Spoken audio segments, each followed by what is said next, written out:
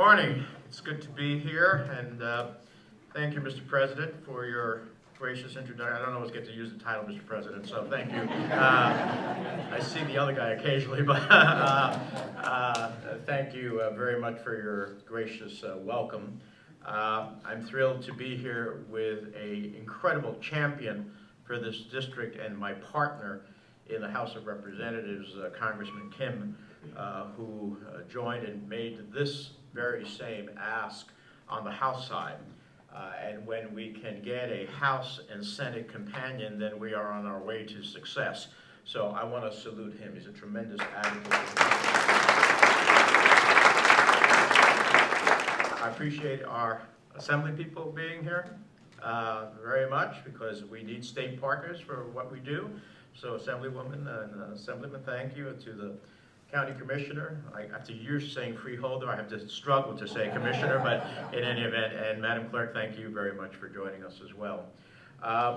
And to Amy Quick, who is the Program Director for the most incredible acronym I've ever heard. So I will refer to my notes when I refer to it, so congratulations on being named. We come together to announce a $1 million grant to a process known as congressionally directed spending, which will allow Virtua to expand its pediatric behavioral health programs into Burlington County.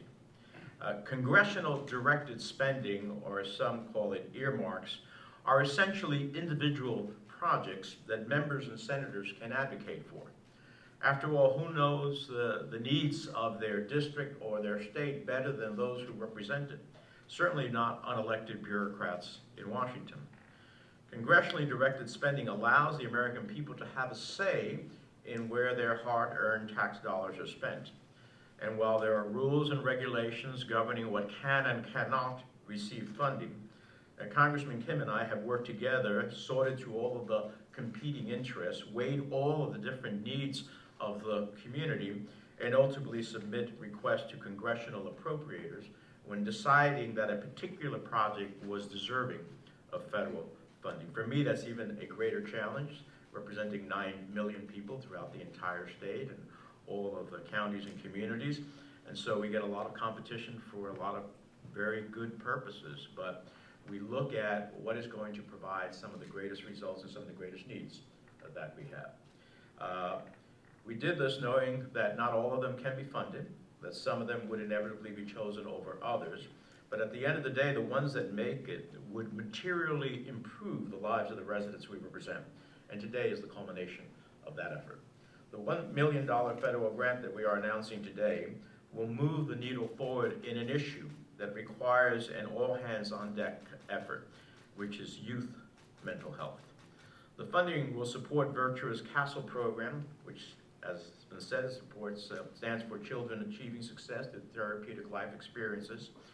I know that Congressman Kim and I have seen our fair number of acronyms in the federal government, but this tops it. I have to be honest with you. Sometimes when I get the Defense Department comes in and they give a briefing, every other word is an acronym. So I tell them they have to stop. I don't know any of the acronyms, spell it out for me, so this way I know what it is. But it's a good, solid way to talk about what we hope will be achieved. Through the CASTLE program, Virtua provides high-quality diagnosis and treatment for young people facing behavioral and mental health struggles. And that demand is often overwhelming. And particularly after the challenges of the past few years, there are often wait lists in other locations just to receive care. That's why I'm proud to announce that the federal funding we've secured will go towards expanding capacity at a new facility in Willingboro. It will increase access to comprehensive mental health services for families who need help, whether that involves inpatient or outpatient treatment. It will bolster our ability to provide personalized care and attention on the road to health and well-being. And most of all, it will improve the quality of life in South Jersey for the families and children who call this area home. After all, when our children and families thrive, our communities, we all thrive. This grant announcement is the latest proof point that when it comes to youth mental health, New Jersey is leading the way.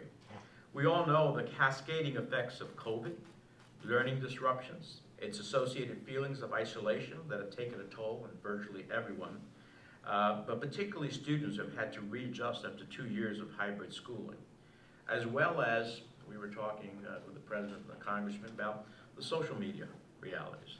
The incredible, something that Washington is in the midst of seeking to define how do we, of course, allow for social media, but control the contours of it so that there is less harm at the end of the day. It's a powerful force that certainly wasn't around when I was growing up, but this powerful force often creates an enormous set of pressures on a young person where they get bullied by groups of other students, or where a picture is shared and becomes the whole world's property.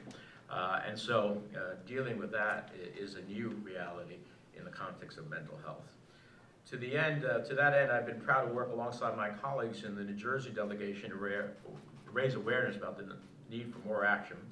We've held roundtables and listening sessions. One of them was with the Congressman and Congresswoman Bonnie Watson-Coleman. We've introduced legislation to better address health disparities and inequities. And we've called on our colleagues in Congress, as well as the Biden administration, to meet this moment head on. But to truly turn the tide on youth mental health, a situation that the Surgeon General of the United States has defined as, quote, the crisis of our time, then we need partners on the ground who attack the problems from both ends. Congressman Kin and I will never stop advocating for our state's fair share of federal funding. Don't let his easy demeanor fool you. He'll fight tooth and nail, and the resources and support for the district, and I will do the same for the state.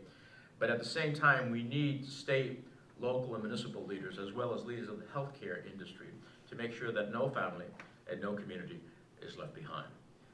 So before I turn it over, I want to recognize that it can be difficult to talk about struggling with mental health.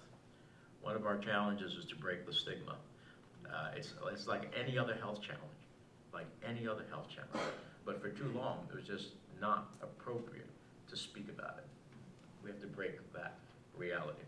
I come from a generation that certainly didn't talk about it enough, and as a result, I'm encouraged by the openness and the bravery of new generations who are working to remove the stigma surrounding mental health. It takes real courage to bring into the light what was once forced into the darkness. And so I'm hoping that these federal dollars not only help fund a new health center, that will help bring about hard conversations where folks can admit, hey, I'm not doing okay. I hope we can continue to bring down the walls that divide and separate us. No one should ever have to feel like they have to overcome obstacles alone. And certainly no child should have to go without care because of a lack of access. As elected officials, our job is to help secure the blessings of life, liberty, and the pursuit of happiness. And that's exactly what I think we're doing today. Thank you very much for having me.